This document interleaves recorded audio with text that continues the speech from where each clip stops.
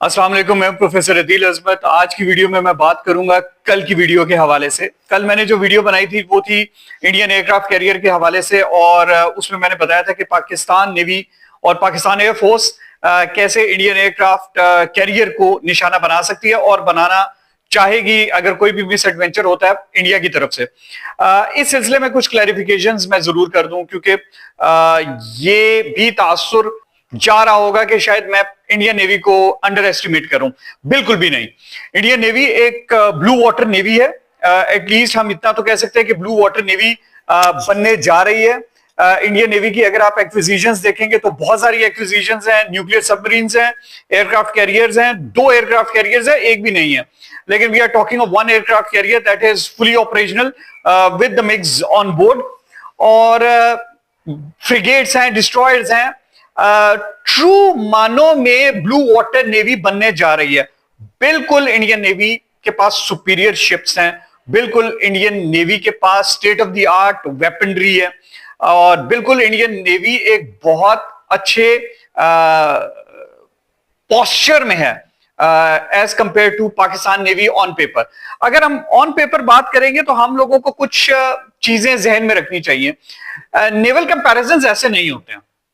मैंने जितनी बातें आपको की हैं कि इनके पास ज्यादा डिस्ट्रॉयर्स हैं, फ्रिगेट्स हैं, कॉर्वेट्स हैं, मिसाइल बोट्स हैं, सबमरीन्स हैं, न्यूक्लियर सबमरीन्स हैं, फिर ब्लू वाटर नेवी होने की वजह से इनके पास लॉन्ग रीच है, इंड्योरेंस है, they can stay in the water for months. लेकिन आपको यह भी देखना पड़ेगा कि आप एक ब्लू वाटर नेवी और जो कोस्टल नेवी, तो मैं इसे नहीं कहूंगा, लेकिन रीजनल नेवी जरूर है पाकिस्तान नेवी, इनके कंपैरिजन इस तरीके से नंबर्स के तौर पे नहीं कर सकते। आप ये नहीं कर सकते कि चूंकि इनके पास डिस्ट्रॉयर ज्यादा है, इनके पास कॉर्वेट ज्यादा है, तो they are in a better position. देखें इंडिया की कोस्ट लाइन को, देखें पाकिस्तान की कोस्ट लाइन को, देखें इंडियन नेवी ने जो अपने इकोनॉमिक एक्सक्लूसिव इकोनॉमिक जोन को प्रोटेक्ट करना है उसको देखें, और पाकिस्तान ने जिस कोस्ट लाइन को प्रोटेक्ट करना है उसको देखें, तो you will come to the conclusion कि पाकिस्तान नेवी जो उसके पास कोस्ट लाइन है जिसको उसने इकोनॉमिक जोन को प्रोटेक्ट करना है, वो इंडियन नेवी ने जो प्रोटेक्ट करना है, इंडियन नेवी ने जो अपने एसेट्स रखने हैं, इंडियन नेवी ने तमाम के तमाम एसेट्स जो हैं वो पाकिस्तान के अगेंस्ट नहीं ले आने। इंडियन नेवी के ऑब्जेक्टिव्स में चाइना है। इंडियन नेवी के ऑब्जेक्टिव्स में पूरा उसने इंडियन ओशन को कवर करना है। उसने उसके जो आउटरीच है वो डिफरेंट है, उसकी फिलॉसफी डिफरेंट है।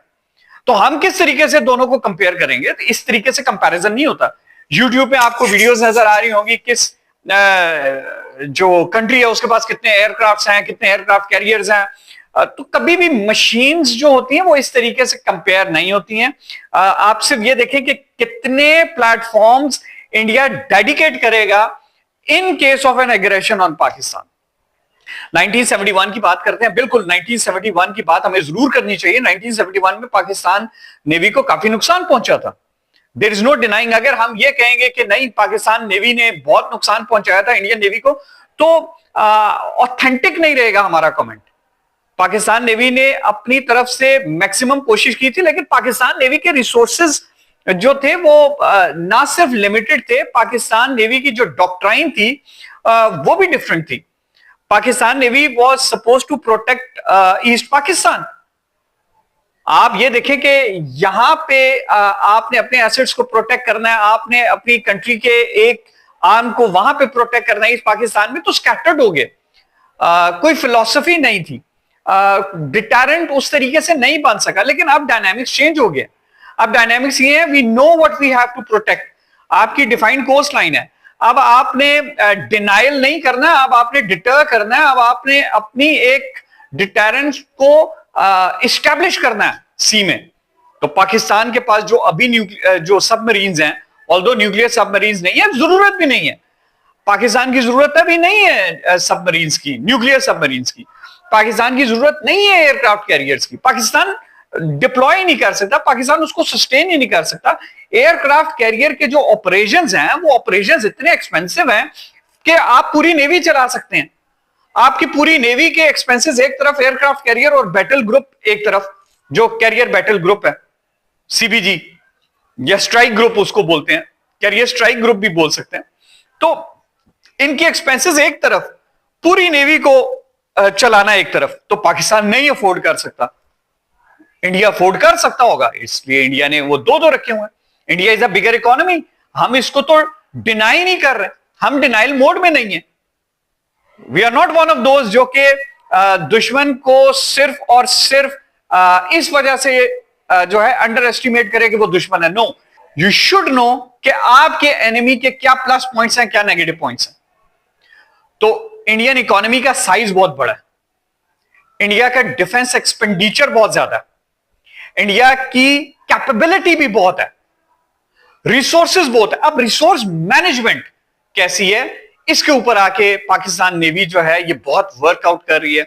हम देख रहे हैं कि 1971 में अगर आप देखें तो जो अटैक हुआ था कराची पे, कराची पोर्ट पे जो अटैक हुआ था, वो अटैक बेसिकली मिसाइल बोट्स ने किया था। पाकिस्तान के पास मिसाइल बोट्स नहीं थी।